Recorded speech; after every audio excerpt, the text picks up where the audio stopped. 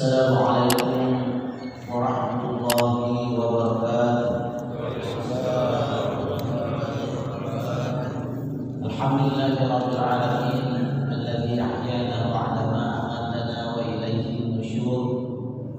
Wassalatu wassalamu ala asyrafil anbiya'i wal mursalin sayyidina wa maulana Muhammadin wa ala alihi wa sahbihi ajma'in. Amma ba'du. Alhamdulillah, subuh yang berbahagia ini kita semua masih diberikan limpahan rahmat, kasih sayang dari Allah Subhanahu wa taala. Allah masih memberikan kita umur, Allah masih memberikan kita kesehatan, Allah masih memberikan kita kesempatan.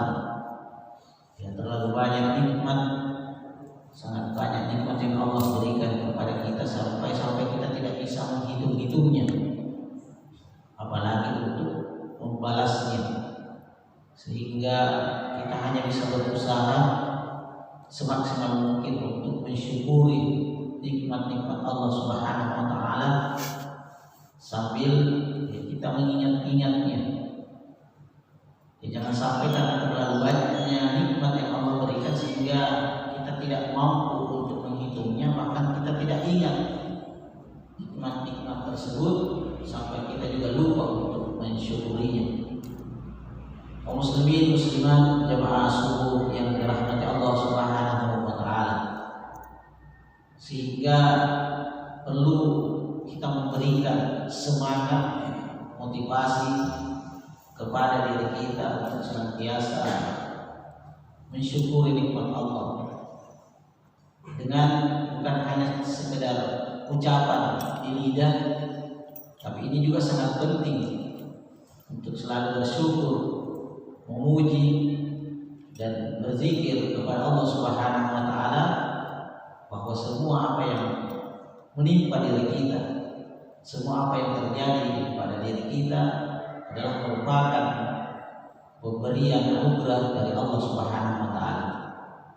Kita terkadang diberikan rezeki berupa harta, berupa pangkat, berupa jabatan, pekerjaan, atau bahkan dikirimkan orang-orang baik kepada kita, sehingga kita mampu untuk meyakini diri kita, meyakinkan diri kita bahwa semua itu adalah pemberian dari Allah. Orang-orang baik yang ada di sekitar kita, orang-orang yang mencintai kita, orang-orang yang senantiasa membantu kita adalah kiriman dari Allah Subhanahu wa taala. Akan tetapi biasa ada orang tidak menyadari bahwa ketika ada keburukan, misalnya dalam usaha kita gagal, dalam perdagangan kita bangkrut, usaha kita jatuh, dalam harta kita kehilangan, kita kekurangan harta, bahkan ada orang-orang jahat di sekitar kita, ada orang-orang tidak baik yang ada di sekitar kita. Terkadang kita lupa bahwa semua itu adalah juga kiriman dari Allah, pemberian dari Allah Subhanahu wa taala. Ya, berupa ujian. Dan sebenarnya itu berupa nikmat. Kenapa? Karena ujian yang Allah berikan kepada kita berupa kegagalan, kebangkrutan, atau kita bertemu dengan orang-orang yang jahat, orang-orang yang tidak baik kepada kita, yang selalu mengganggu fisik kita, jasmani kita, bahkan mengganggu perasaan kita, baik secara langsung maupun secara tidak langsung. Ya kan, ada juga orang yang mengganggu kita secara langsung, mungkin menyakiti fisik kita, yang mengganggu, menghalangi kesuksesan kita, yang selalu menjegal langkah kita. Ya, yang biasa kita sebut dengan lawan, baik itu lawan dalam berbisnis, lawan dalam berpolitik, baik secara langsung maupun secara tidak langsung. Mungkin secara di media ada orang-orang yang menjelek-jelekkan nama kita. Itu juga sebenarnya pemberian dari Allah Subhanahu wa taala yang kita kita, bukan kita syukuri. Ketika kita mampu untuk bersabar dan memahami bahwa ini adalah pemberian dari Allah, maka Allah akan berikan kenikmatan. Allah akan angkat derajat kita dari makhluk-makhluk yang lain, dari manusia-manusia yang lain. Akan tetapi banyak di antara manusia yang kurang menyadari, bahkan tidak menyadari bahwa ini adalah pemberian dari Allah, sehingga dia berkeluh kesah, menjadi galau, menjadi stres, dan dia lupa kepada Allah Subhanahu wa taala. Sebenarnya Allah hanya memuji kita ketika kita diberikan kenikmatan, tapi banyak juga orang yang diberikan kenikmatan tapi lupa bahwa ini adalah pemberian dari Allah.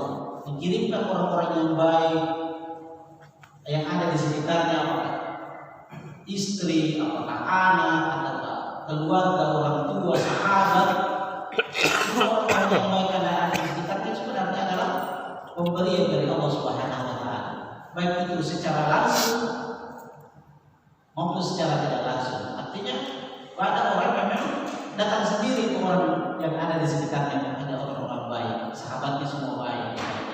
Tapi ada juga orang yang memang dia mencari sahabat, dia selalu mencari teman. Oh, ini teman saya tidak baik, dia pindah, dia putuskan hubungannya dengan teman yang tidak baik, kemudian dia pindah kepada orang-orang yang baik. Ya, terkadang kita pindah rumah, kita istilahnya hijrah dari satu rumah ke rumah yang lain. Ya, karena kenapa? Di daerah tempat kita tinggal yang pertama, yang awal tadi adalah orang-orang yang lingkungannya tidak baik, baik dari perbuatannya, baik sikapnya, sifatnya, sehingga kita pindah kepada rumah yang baru. Ternyata di situ dengan harapan bahwa di situ adalah orang yang baik. Ya, sebagaimana hijrahnya Rasulullah dari Mekah ke Madinah.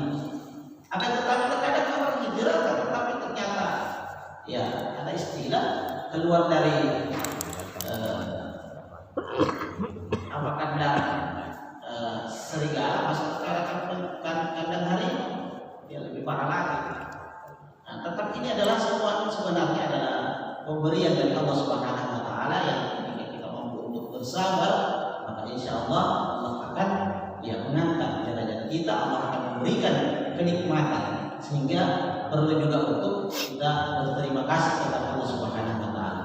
Ya, terkadang Allah akan mengirimkan orang-orang yang menjengkelkan. Saya kemarin cerita sama Ustaz Adi Sukut bahwa terkadang Allah mengirimkan orang yang menjengkelkan, yang kita tidak senang, orang yang kita benci, untuk membantu kita.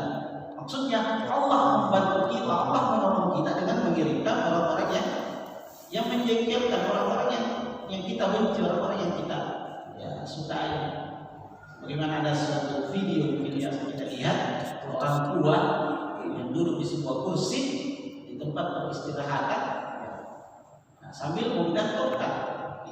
Dia harus dibantu dengan tongkat, tapi tiba-tiba tongkatnya jatuh.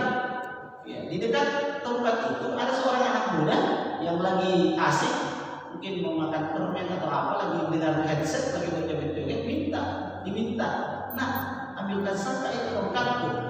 Tapi anak muda ini tidak asik, satu tidak mau membantu orang tua ini. Orang tua ini merasa jengkel, orang tua ini merasa marah.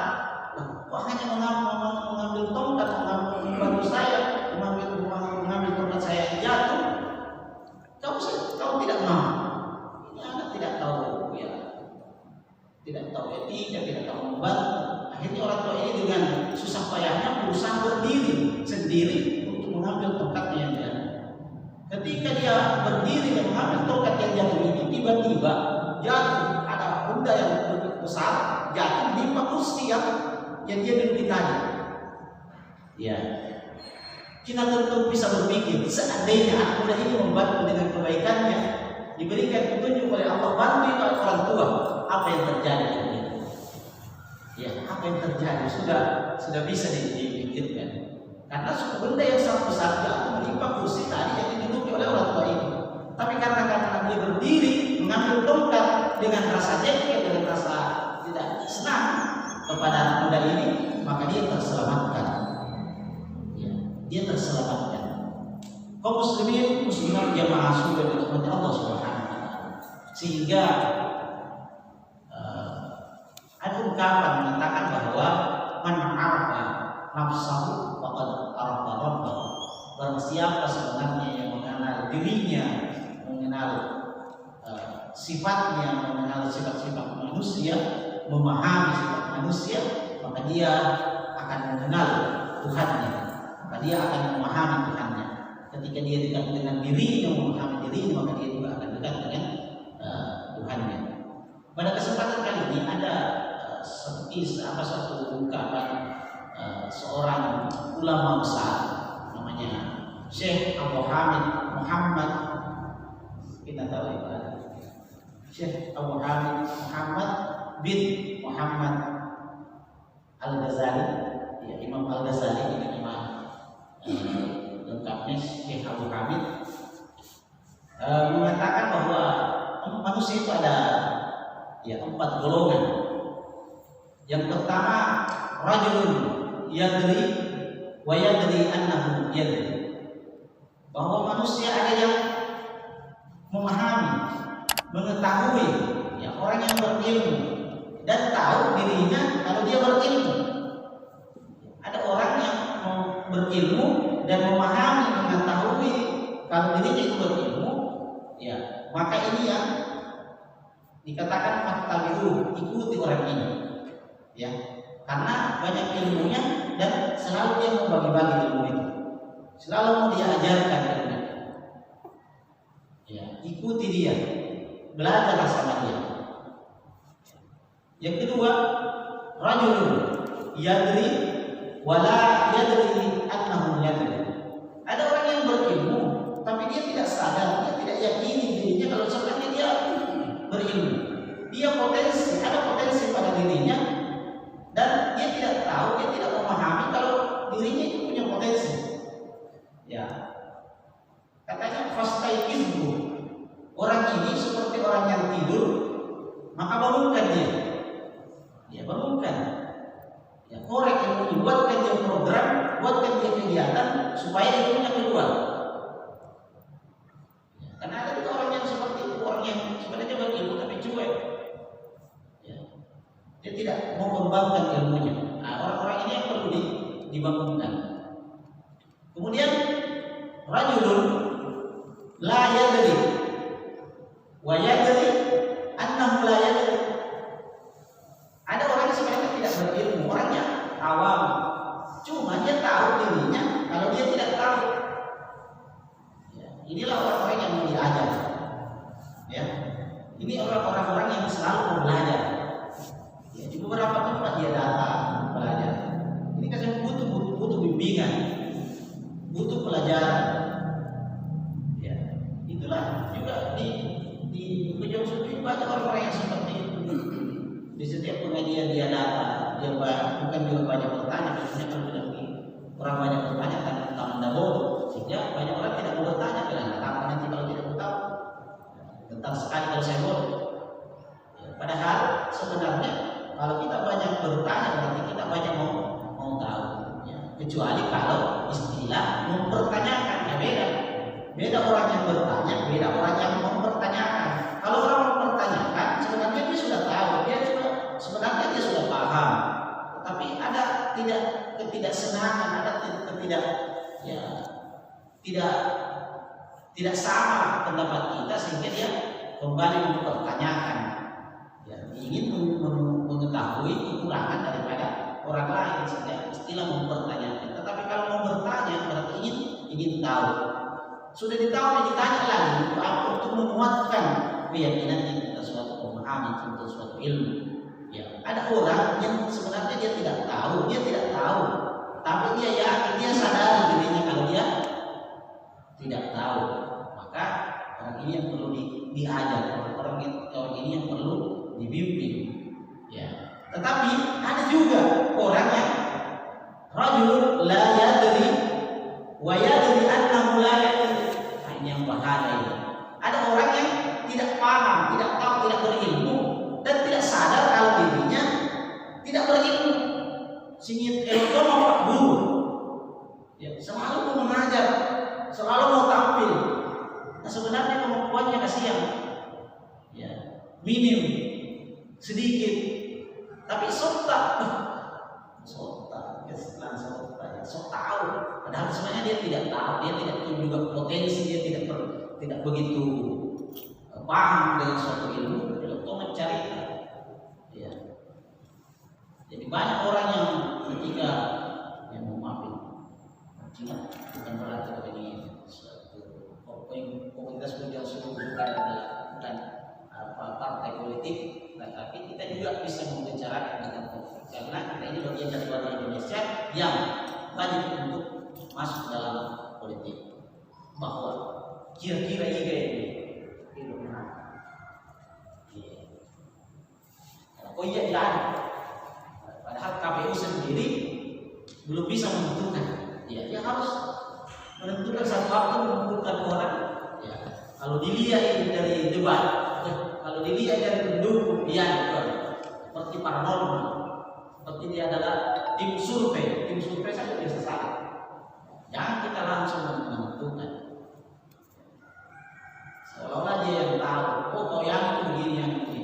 Padahal sumbernya juga tidak begitu jelas, sehingga kurang ini yang mau dijauhi. Ya, ini yang mau dijauhi karena orang yang seperti ini dikasih tahu tidak dikasih tahu, apa dia merasa tahu? Ya, dikasih tahu ini. Oh bahkan dia lebih pintar. Padahal salah, ya, tidak tepat. Kasihan ya orang ini. Kapan kita lebih mendekat sama dia, kita belajar sama orang ini, maka kita juga akan ikut kepada dia. Ya. Maka fajtanibu, jauhi orang-orang yang seperti ini. Dia selalu meminta, dia selalu ingin tampil. Padahal kemampuannya banyak juga orang yang selalu ingin tampil karena merasa bahwa kalau saya tampil, ya saya itu orang-orang yang dibutuhkan. Tidak bagus kalau tidak ada, dia dicari. Sehingga dia merasa bahwa saya ini punya potensi, sehingga menunjukkan potensinya. Untuk apa? Supaya kegiatan, acara, program bisa berjalan dengan baik karena dengan potensi yang dimiliki. Berbeda seperti ada humas kita selalu di belakang dulu, ya, tetapi ya, dia sebenarnya lebih berkonsep sesuatu. Ya. Karena kalau dia juga tampil di depan kamera, wah, tidak ada yang kontrol kamera, jangan sampai miring kamera, tidak ada dia. Makanya dia harus di belakang kamera, jangan di depan ya, kamera. Mudah-mudahan Allah Subhanahu Wa Taala ya tetap memberikan kita hidayah hidup sehingga banyak sebenarnya hal-hal yang terjadi di sebuah komunitas ya karena mau semua tampil di depan, mau semua sebagai kalau bukan saya jadi itu. Seandainya bukan saya, tepat? Saya itu. Kalau bukan saya, seperti yang terjadi di beberapa kelompok, di beberapa instansi sehingga terkadang terpecah belah, terbagi dua, berkubu-kubu karena merasa semua lebih di antara yang lain. Tapi seandainya kita mampu melihat potensi, ternyata dia lebih, orang lain itu lebih daripada saya. Begitu pula ternyata orang lain yang mengatakan ternyata dia lebih daripada saya. Nah tentu seperti ini kalau orang yang mau berjalan berganti-gantian kita ada. Sudah itu kiri lagi, sudah itu kanan lagi, itu begitu lagi. Coba kalau seperti jalannya Pak Hakim, Hakim kalau jalan kira-kira sekarang kanan dulu, kanan terus atau kiri terus, karena sakit begini Pak Hakim. Ya, tentu tidak bagus tidak jalannya. Karena kenapa kanan terus duluan? Tapi kalau kanan kiri, kanan kanan, maka organisasi akan berjalan dengan bagus. Kita lagi. Bilangnya kalau bukan saya tidak jadi. Wah, ini terkadang orangnya organisasi atau apa saja itu tidak bisa berjalan dengan bagus. Diri kita ini kan organisasi, makanya ada namanya organ tubuh. Ya, kapan yang satu merasa lebih daripada yang lain, maka tunggu. Kepala ini di atas, tetapi tanpa kaki, kepala tidak bisa kemana-mana. Ya. Kalau gatal di kepala, tanpa tangan yang menggaru, ya tentu kepala tidak bisa tenang hidupnya. Ya. Tapi bagaimanapun kuatnya tangan meninju, kalau tidak ada instruksi, tidak ada perintah dari otak, tentu tangan ini tidak bisa juga melakukan aktivitas. Sehingga kita saling melebihkan. Seandainya bukan tahu untung ada kamu. Ya, jangan bilang untung ada saya. Dia yang paling baik. Mudah-mudahan kita tetap memberikan semangat dan menyemangati orang lain. Ya. Dan sehingga kita juga ini tetap semangat beribadah. Ya, saya selalu merasa kenapa saya umat ini. Saya rajin pergi berjamaah di Pejuang Subuh. Karena saya mengatakan, nah ini juga kalau bukan saya yang hadir maka tidak ramai di Pejuang Subuh. Seandainya itu semua yang ada di hati kita, di pemikiran kita, kalau bukan saya yang kasih ramai maka Pejuang Subuh tidak ramai. Maka insya Allah pasti akan ramai jamaah kita. Ya. Itu juga yang bagus kalau seperti itu. Seandainya bukan saya, kalau bukan saya, tapi artinya jangan setelahnya, ya sebelum kita pergi ke Pejuang Subuh berjamaah, maka kita yang harus mendukung. Kalau bukan saya yang hadir, maka Pejuang Subuh tidak ramai, maka kita pasti akan hadir. Ya. Jangan juga berkecil hati, hadir tak begitu tinggi, ya tidak ada yang memperhatikan kita, hanya merasa baper. Kalau begitu di dekat rumah saya sama Tony. Akhirnya kalau begitu di rumah juga di dekat rumahnya tidak diperhatikan juga tidak diapa-apakan karena memang niatnya di dalam berjamaah lain, karena mau diperhatikan, mau dia merasa bahwa dia mau dilebihkan daripada orang lain. Ya, sehingga ya tumbuhlah semangat ini. Ya, mungkin ini saja yang sempat saya sampaikan, mudah-mudahan menjadi sumber pemikiran bagi diri saya agar senantiasa tetap berbuat baik, berbuat lebih banyak lagi untuk kebaikan diri saya, keluarga dan orang lain. Allahumma bi'ilal mu'min. Assalamualaikum warahmatullahi wabarakatuh.